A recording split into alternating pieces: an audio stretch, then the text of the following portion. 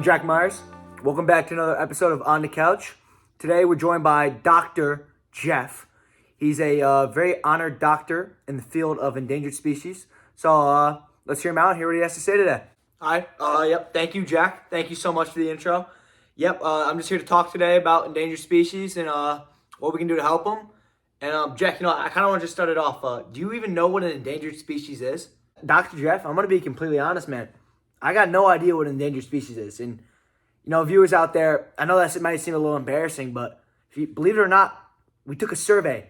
Many people do not know. So, Dr. Jeff, how about you fill us in a little bit, man? Yeah, man. Of course, yeah. That's why I'm here today.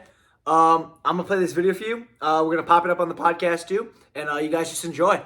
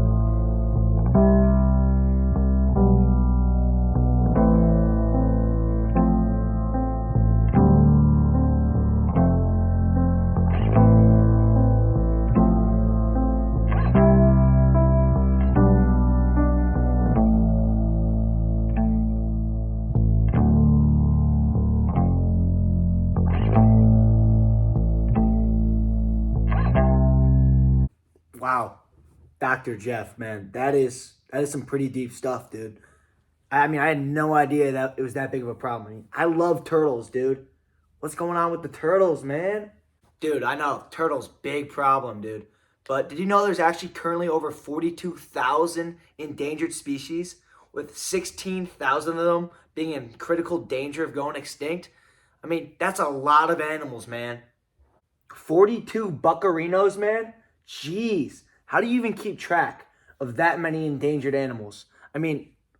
Is there like a list or something? It's actually quite funny you bring up a list, because there actually is a list that contains all the endangered species in the world. It's called the IUCN Red List, and it's a very helpful tool that helps scientists like me know everything about an endangered species, like what they eat, where they live, and what's actually making them endangered. Oh man, okay. That list sounds kind of cool, dude. Might have to check it out.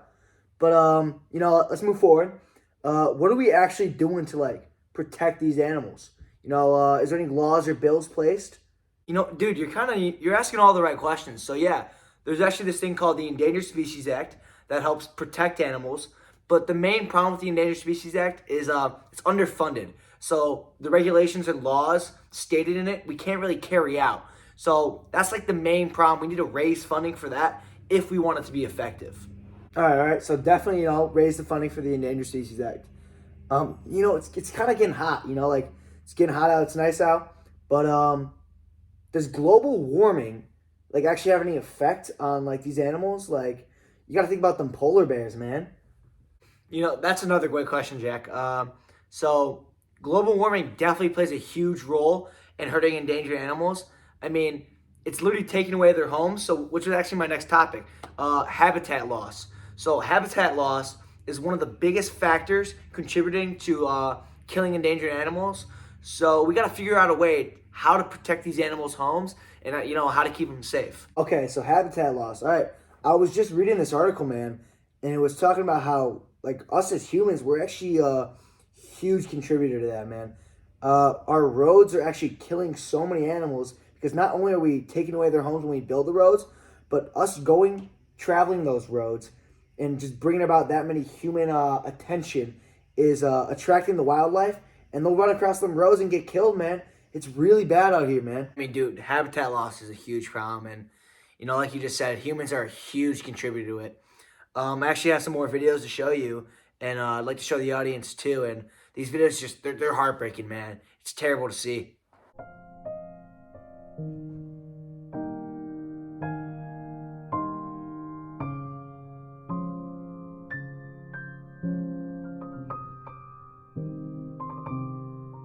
Human-caused habitat destruction is causing irreversible damage on our ecosystems. Habitat destruction is caused by the expansion of agricultural land, intensive harvesting of timber, wood for fuel, and overgrazing. Half the world's forests have disappeared. They are still being removed at a rate 10 times higher than any possible level of regrowth. It is estimated that within 100 years there will be no rainforest. Habitat destruction poses the greatest threat to animals. Up to 28,000 species are expected to become extinct by the next quarter of the century. Animals have no home because of our greediness. Dude, that is really hard to watch. We actually have another video for you guys of these orangutans fighting off bulldozers as they're trying to destroy their home. So definitely a must watch.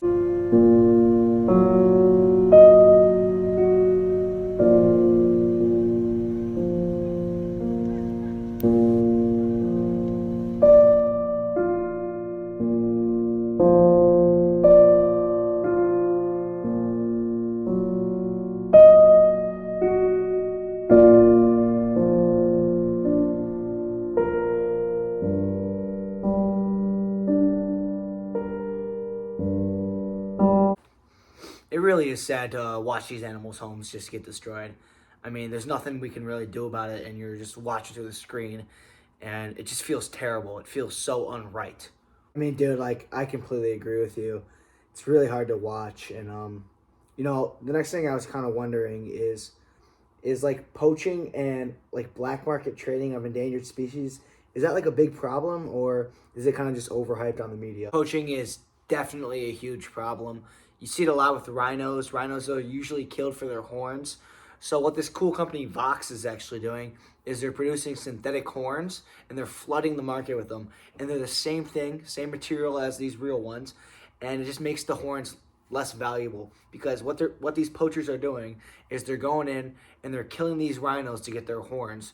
So by producing fake horns, it kind of makes the horn market obsolete, and these horns have no value, and these rhinos don't get killed anymore. So that's actually like something really cool. Like, the media is definitely not overhyping how big of a problem poaching is, but there is actual viable solutions. That's actually really cool. Like, I didn't know I didn't know companies could do something like that. Now that we're kind of talking about solutions, I was just kind of wondering, like, what's your take on how we can help these endangered animals? What would you do different? That's another really solid question. When it really comes down to it, I have two solutions. My first solution is to lobby Congress to actually increase funding for the Endangered Species Act, and maybe pass some more laws, make it a little bit more strict, and make it easier to kind of enforce. And my second solution would be create like more wildlife sanctuaries and more protected land to keep these animals' habitats safe.